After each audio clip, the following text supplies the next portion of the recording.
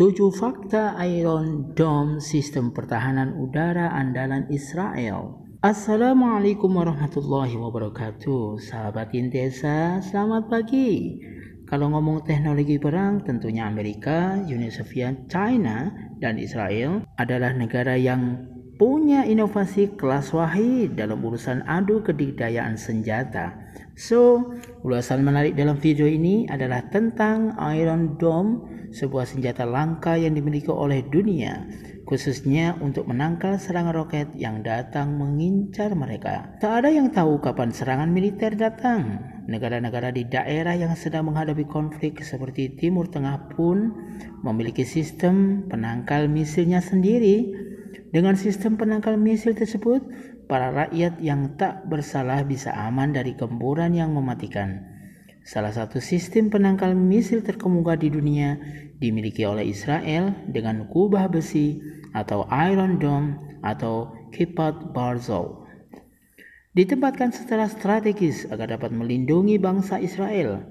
Bagaimana kehebatan Iron Dome dalam menangkal serangan udara? Namun sebelum lanjut, mari kita kembangkan channel ini dengan like dan serta subscribe. Tentunya dengan like dan subscribe, Anda akan mendapatkan notifikasi pertama tentang kabar terbaru dari Intesa Studio. Jangan lupa, biasakan menonton video ini sampai habis, biar tidak gagal paham tentang 7 fakta Iron Dome, sistem pertahanan udara andalan Israel. Inilah 7 fakta Iron Dome, sistem pertahanan udara andalan Israel versi Intesa Studio.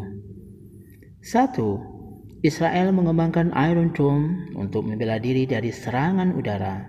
Pada Perang Lebanon kedua, pada bulan Juli sampai Agustus tahun 2006 antara Israel dan Lebanon, kelompok ekstremis Hizbullah melontarkan hampir 4.000 roket jarak pendek tipe Qassuha ke Haifa dan wilayah utara Israel. Serangan tersebut menewaskan 44 warga Israel dan mencerai-beraikan 250.000 kaum Yahudi. Diperkirakan 1 juta rakyat Israel dipaksa berlindung. Lalu pada tahun 2000 dan 2008, lebih dari 8.000 serangan udara yang terdiri dari 4.000 mortir dan 4.000 roket jenis Qassam dikirim oleh Hamas dari Gaza ke Israel Selatan. Karena jangkauan roket Qassam telah diperluas dengan peluncur BM-21 Grade, 1 juta warga sipil terancam dalam jangkauan. Jadi, pada bulan Februari tahun 2007, Menteri Pertahanan Israel saat itu, Amir Peres, memilih proyek Iron Dome sebagai perlindungan terhadap serangan udara tersebut. Jadi, ditunjuklah Rafale Advanced Defense System untuk mengembangkannya. Pada tahun 2009, Iron Dome menunjukkan hasil yang impresif. Kemudian, Angkatan Udara Israel membentuk tim khusus untuk mengoperasikan Iron Dome. Dan pada tahun 2010, tes kendali Iron Dome berjalan lancar, menangkal serangan udara mirip roket Qassuha dan Qassam. Pada tahun 2011, Menteri Pertahanan Israel, Ehud Barak, mengesahkan aktivasi Iron Dome. Sekarang, Israel telah memasang 10 Iron Dome. 2. Iron Dome beroperasi pada 2012.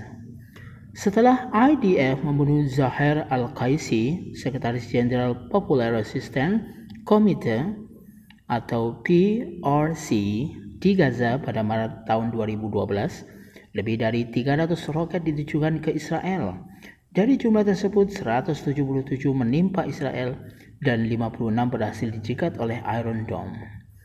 Kemudian pada bulan November tahun 2012, Iron Dome berpartisipasi pada operasi siang pertahanan. Hamas menembakkan lebih dari 1.500 roket ke arah Israel dan Iron Dome mencegat lebih dari 420 serangan udara dengan akurasi setinggi 85%. Namun, nyawa 4 rakyat Israel melayang dalam insiden ini.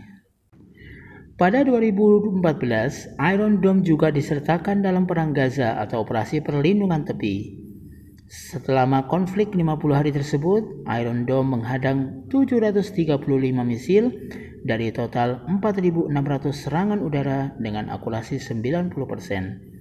Per akhir Oktober tahun 2014, Iron Dome telah mencegat lebih dari 1.200 roket.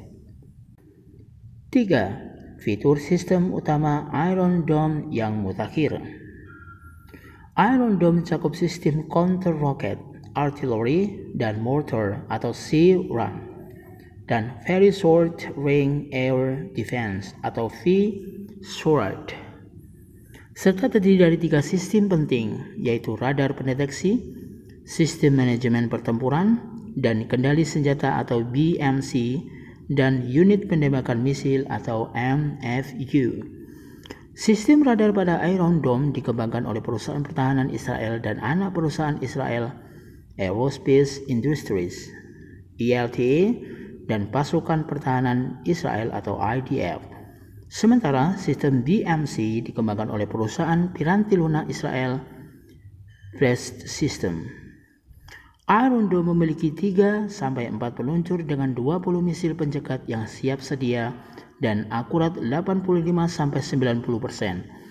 Iron Dome juga memiliki kemampuan pencegat peluncuran vertikal, sekering hulu ledak dan jarak dekat, peluncuran sekuler, dan co-multiple dengan berbagai sistem radar. Hulu ledak sistem Iron Dome membuatnya dapat menyasar serangan udara apapun.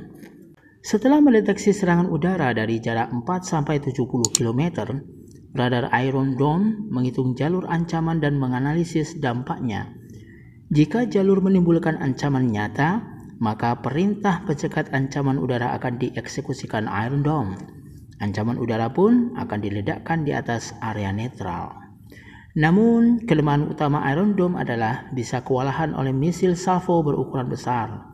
Selain itu, Iron Dome juga tidak efektif melawan misil kendali, mortir, serta misil jarak pendek. Memang, Iron Dome memiliki celah, namun bukan berarti Iron Dome bisa ditembus begitu saja. 4. Misil penjaga Tamir yang mahal. Sistem MFU Iron Dome kemudian meluncurkan rudal penjaga bernama Tamir. Tamir memiliki sirip kemudi untuk bermanuver dan dilengkapi sensor elektrooptik sehingga bisa melihat waktu siang dan malam, dan di keadaan cuaca pun bereaksi secepat kilat dan mencegat salvo. Perkiraan biaya peluncuran Tamir mencapai $100.000 sekitar 1,4 miliar rupiah. Sementara sumber lain mengatakan hanya $50.000 sekitar 712 juta. Faktanya, Tamir dituduh lebih mahal daripada roket yang ditembakkan ke Israel yang hanya ratusan atau ribuan US dollar saja. Tetapi Rafael selaku pengembang Tamir membantah kalau Tamir adalah proyek yang boros jika dibandingkan dengan misil MIM-104 Patriot yang seharga 2-3 juta US dollar atau sekitar 28-42 miliar rupiah. Tamir lebih murah hingga lebih dari 95% dan lebih efektif. 5. Keterlibatan Amerika Serikat dalam pengembangan Iron Dome. Dana untuk mengembangkan Iron Dome bukan hanya datang secara internal, melainkan juga datang dari salah satu sahabat Israel, Amerika Serikat. Dimulai dari ketertarikan Presiden Amerika Serikat ke-44 Barack Obama, Amerika Serikat terus mendukung pengembangan Iron Dome hingga per 2018. Paman Sam sudah menggelontorkan dana hingga 1,5 miliar US dollar atau sekitar 22 triliun rupiah. Selain itu, pada tahun 2011 perusahaan pertahanan Amerika Serikat, Raytheon Corporation, mengumumkan kerjasama dengan Rafael untuk mengembangkan Iron Dome di Amerika Serikat. Pada Maret tahun 2014, Raytheon juga dilibatkan dalam kontrak senilai 149 juta US dollar atau sekitar 2,1 triliun rupiah untuk pengadaan suku cadang misil Tamir. Pada tahun 2019, Amerika Serikat juga mengumumkan pembelian 2 unit sistem Iron Dome senilai 373 juta US dollar atau sekitar 5,3 triliun rupiah dengan 2 pos komando dan radar 12 peluncur, dan 480 tamir.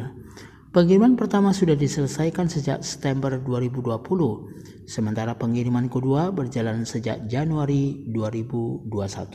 6. Negara-negara yang ingin beli Iron Dome Israel. Selain Amerika Serikat, beberapa negara maju dunia juga tertarik untuk memasang Iron Dome sebagai sarana pencegahan serangan udara.